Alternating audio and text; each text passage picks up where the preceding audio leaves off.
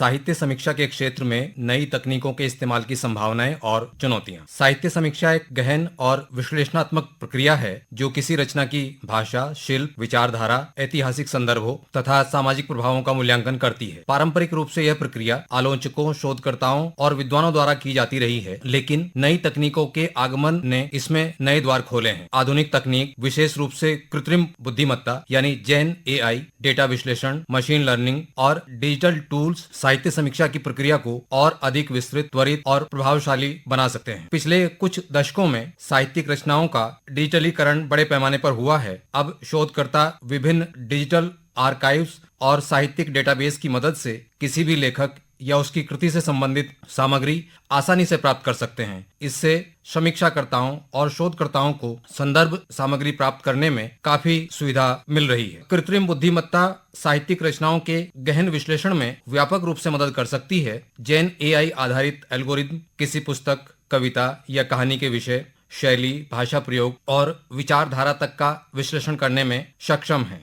AI के साथ साथ एनएलपी का प्रयोग भी साहित्यिक ग्रंथों का विश्लेषण करने में किया जा सकता है। एनएलपी तकनीक किसी रचना के शब्दों, वाक्य संरचना तथा उनके गूढ़ अर्थों को समझने में मदद करती है। जेन एआई आधारित टूल्स किसी लेखक के कार्यों में मौजूद विषयों, प्रवृत्तियों और विचारधाराओं को ट्रैक कर सकते हैं। उदाहरण के लिए, यदि कोई शोधकर्ता जैनेन्द्र की कहानियों में सामाजिक यथार्थवाद, मनोवैज्ञानिक प्रवृत्तियों और समकालीन चुनौतियों को समझना चाहता है, तो जेन एआई आधारित टूल्स उनकी रचनाओं का तुलनात्मक अध्ययन करके व्यापक निष्कर्ष प्रस्तुत कर सकते हैं। बड़े पैमाने पर साहित्यिक ग्रंथों के अध्ययन के लिए डेटा विश्लेषण एक उपयोगी तकनीक बन रही है। यह किसी विशेष कालखंड में लिखे गए साहित्य का तुलनात्मक अध्ययन करने में सहायक हो सकती है। इसके अंतर्गत टेक्स्ट माइनिंग तकनीक का उपयोग करके यह देखा जा सकता है कि किसी लेखक की लेखन शैली समय के साथ कैसे विकसित हुई, बदलते समय के साथ उसमें क्या क्या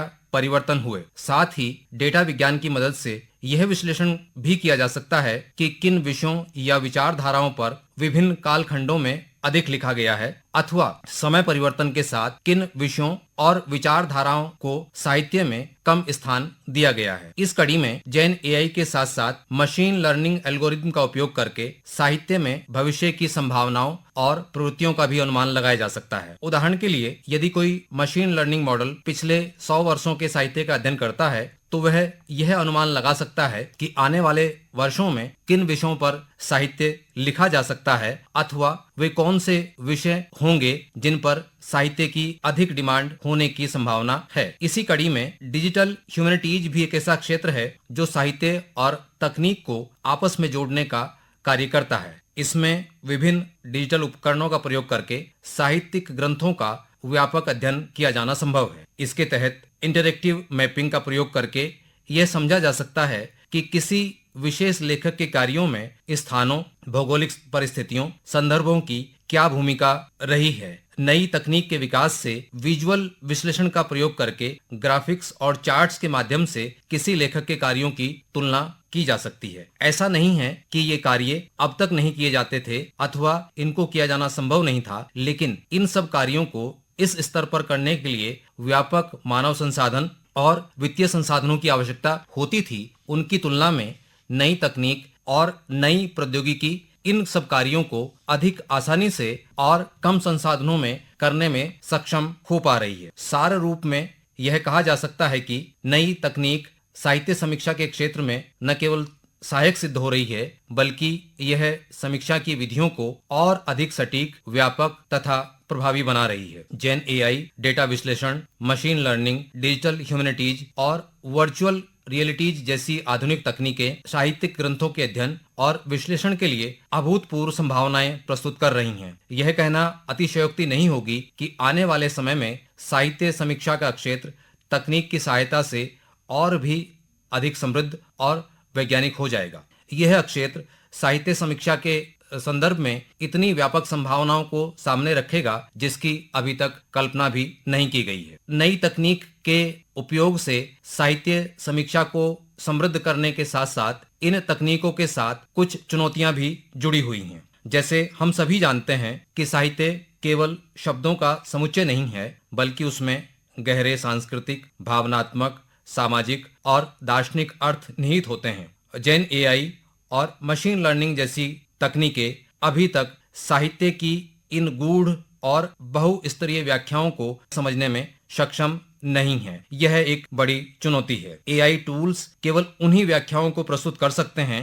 जिसके लिए उन्हें ट्रेंड किया गया है, जबकि मनुष्य द्वारा की जाने वाली समीक्षा अथवा व्याख्या किसी भी पूर्व निर्धारित सीमा को सामान्य तौर पर अतिक्रमित करती है और हर बार की समीक्षा में वह किसी नई संभावना और नई दिशा का उल्लेख करने में सक्षम होता है, जबकि नई तकनीकें अभी कई बार ऐसा करने में सक्षम नहीं हो पाती। जैन एआई अभी तक ऐतिहासिक, राजनीतिक, सामाजिक तथा सांस्कृतिक दार्शनिक संदर्भों को प्रभावी रूप से समझने में सक्षम नहीं हो पाई हैं। इसलिए नई तकनीकों के जरिए की गई साहित्य समीक्षा की गुणवत्ता कमजोर स्तर की हो सकती है। इस सिलसिले में एक प्रश्न यह उठता है कि क्या नई तकनीकी के प्रयोग से साहित्य समीक्षा की मौलिकता पर कोई खतरा पैदा होगा? गौरतलब है कि साहित्य समीक्षा एक आलोचनात्मक और रचनात्मक प्रक्रिया है जिसमें कोई समीक्षक अथवा शोधकर्ता अपनी अंतर्दृष्टि और विवेक का प्रयोग करता है। यदि साहित्य समीक्षा का कार्य पूरी तरह से जैन एआई अथवा अन्य नई तकनीकों पर छोड़ दिया जाए तो इसकी मौलिकता और रचनात्मकता पर प्रभाव पड़ सकता है। अर्थ यह है कि मशीनी तकनीकों के माध्यम से की गई समीक्षा वैसा प्रभाव छोड़ने में सक्षम नहीं होगी जैसा कि मनुष्य द्वारा की जाने वाली साहित्य समीक्षा। यह स्वाभाविक है कि एआई आधारित समीक्षा में मानवीय संवेदनशीलता, आलोचनात्मक दृष्टिकोण और भावनात्मक समझ की कमी हो सकती है। ऐसी साहित्यिक समीक्षाओं में लैंगिक, धार्मिक, सामाजिक और वर्ग आधारित पूर्वाग्रहों को बढ़ावा दिए जाने का खतरा भी मौजूद रहता है। चूंकि जैन एआई आधारित एल्गोरिदम उन डेटा सेट्स पर निर्भर होते हैं जिनसे उन्हें प्रशिक्षित किया जाता है। यदि ये डेटा सेट्स सीमित हैं अथवा किसी तरह के पूर्वाग्रह से ग्रस्त हैं तो इनका प्रभाव समीक्षा में भी दिखाई देगा। उदाहरण के लिए, यदि कोई व्यक्ति प्रेमचंद के साहित्य का विश्लेषण जैन एआई टूल्स अथवा ऐसी ही किसी नई प्रौद्योगिकी के माध्यम से कर रहा है और जिस प्रौद्योगिकी को प्रयोग में लाया जा रहा है उसको इस तरह से प्रशिक्षित किया गया है कि वह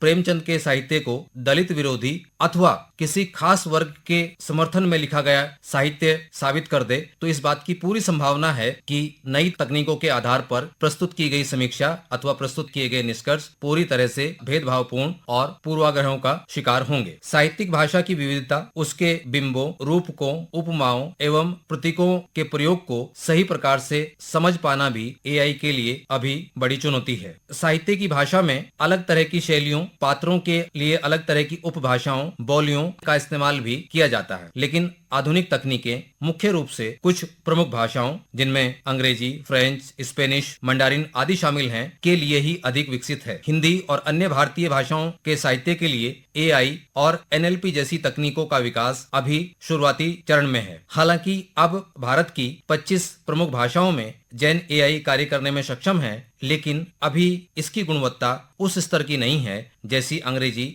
मंडारिन अथवा यूरोपीय भाषाओं में की जाने वाली समीक्षा की है। इसका स्पष्ट अर्थ है कि भारतीय भाषाओं जिनमें हिंदी भी शामिल है से संबंधित तकनीकों के विकास में अभी और समय लगेगा। साहित्य समीक्षा में नई तकनीकों के प्रयोग के साथ नैतिक, वैधानिक और सांस्कृतिक प्रश्न भी जुड़े हुए हैं। जैसे डिजिटल आर्काइव्स और साहित्यिक डेटाबेस से साहित्यिक रचनाओं को विश्लेषण के लिए उपयोग करने पर उनके कॉपीराइट अथवा पेटेंट के उल्लंघन की आशंका जुड़ी होती है। इसके अलावा यदि साहित्य समीक्षा पूरी तरह से तकनीक द्वारा की जाने लगे तो यह कैसे सुनिश्चित किया जाएगा कि समीक्षा मौलिक है अथवा उसमें पूर्वाग्रह या त्रुटियां नहीं है। इसकी प्रामाणिकता का निर्धारण टेक्नोलॉजिकल टूल्स या जैन एआई जैसी एप्लीकेशन से नहीं किया जा सकता, बल्कि इसमें मनुष्य के दखल की आवश्यकता होगी। हम सभी जानते हैं कि साहित्य समीक्षा एक अकादमिक अनुशासन है जिसकी अपनी सुस्थापित विधियां और शास्त्रीय सिद्धांत हैं। तकनीकी साधनों का अंधाधुंध उपयोग इन पारंपरिक सिद्धांतों को चुनौती दे सकता है। अनेक साहित्यकार और कई वरिष्ठ समीक्षक मानते हैं कि तकनीकी हस्तक्षेप साहित्य समीक्षा की गहराई और गुणवत्ता को नकारात्मक रूप से प्रभावित कर सकता है। यदि कोई भी समीक्षक पूरी तरह तकनीक पर निर्भर हो जाए तो साहित्य समीक्षा की मौलिक पद्धतियां और विवेचनात्मक कौशल कमजोर हो सकते हैं। साथ ही भविष्य में यह पूरी तरह प्रयोग से बाहर हो जाएंगे। नई तकनीकों का साहित्य समीक्षा के क्षेत्र में व्यापक प्रयोग डिजिटल डिवाइड को भी बढ़ावा देगा, क्योंकि सभी समीक्षक और अकादमिक संस्थान आधुनिक तकनीकी संसाधनों तक समान रूप से पहुंच रखते हों, इसकी संभावना बहुत कम है। यह भी सत्य है कि सभी साहित्यकार और समीक्षक नई तकनीकों और उनसे जुड़े उपकरणों के प्रयोग में दक्ष नहीं होते, जिससे नई तकनीकों का प्रभावी उपयोग बाधित हो सकता है। इस कारण भी इन तकनीकों की पहुंच सीमित हो जाती है। अभी तक हमने नई तकनीकों के प्रयोग की संभावनाओं और चुनौतियों पर चर्चा की। अब प्रश्न यह है कि भविष्य की दिशा क्या होगी। हालांकि साहित्य समीक्षा में नई तकनीकों के उपयोग से कई कठिनाइयां जुड़ी हुई हैं, लेकिन सही रणनीतियों से इन चुनौतियों को कम किया जा सकता है। जैसे जेन एआई को साहित्यिक व्याख्याओं, प्रतीकों और सांस्कृतिक संदर्भों को बेहतर तरीके से समझने के लिए प्रशिक्षित किया जाना चाहिए। अब से 3 वर्ष पूर्व जो जेन एआई टूल्स उपलब्ध थे, उनकी गुणवत्ता बेहद खराब थी, लेकिन समय के साथ ये सभी तकनीकी टूल विकसित हुए हैं तथा इन्हें नए डेटा सेट्स के आधार पर उच्च स्तरीय सामग्री से प्रशिक्षित किया गया है। इसके चलते इनके द्वारा की जाने वाली समीक्षा की गुणवत्ता में तुलनात्मक रूप से बढ़ोतरी हुई है। हालांकि यह उस स्तर की नहीं है जिस स्तर की समीक्षा किसी साहित्यिक व्यक्ति अथवा अकादमिक समीक्षक द्वारा की जा सकती है। जहां तक भारतीय भाषाओं के लिए जेन एआई अथवा एनएलपी और टेक्स्ट विश्लेषण के प्रयोग की बात है, इसके विकास की दिशा में अभी और व्यापक कार्य किए जाने की आवश्यकता है। हिंदी सहित अन्य भारतीय भाषाओं में साहित्य समीक्षा के लिए विशेष एनएलपी मॉडल विकसित करने की भी जरूरत है। साहित्य समीक्षा में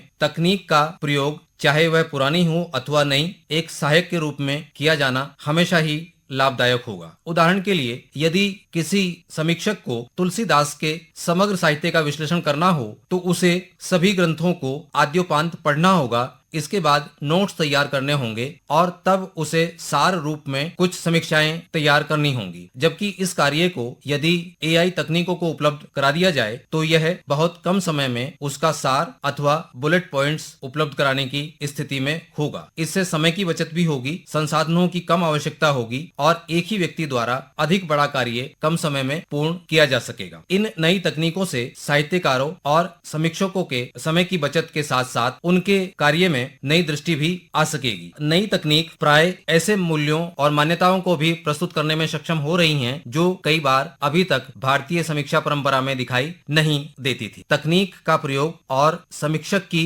मौलिक दृष्टि दोनों के समन्वय से इस कार्य को ज्यादा बेहतर ढंग से किया जा सकता है। वस्तुतः साहित्य समीक्षा में नई प्रौद्योगिकी के उपयोग से कई संभावनाएं खुली हैं, लेकिन इसके साथ साथ कई कठिनाइयां और चुनौतियां अब भी मौजूद हैं। साहित्य एक जटिल, भावनात्मक और सांस्कृतिक प्रक्रिया है जिसे पूरी तरह से तकनीक के सहारे नहीं छोड़ा जा सकता, लेकिन तकनीक को भी इस आधार पर खारिज नहीं किया जा सकता कि उसे मनुष्य जैसी दक्षता हासिल नहीं है। यदि तकनीक और मानवीय समीक्षाओं के बीच संतुलन स्थापित किया जा सके तो यह साहित्य समीक्षा को आने वाले समय में अधिक प्रभावी, व्यवस्थित और व्यापक बना सकती है।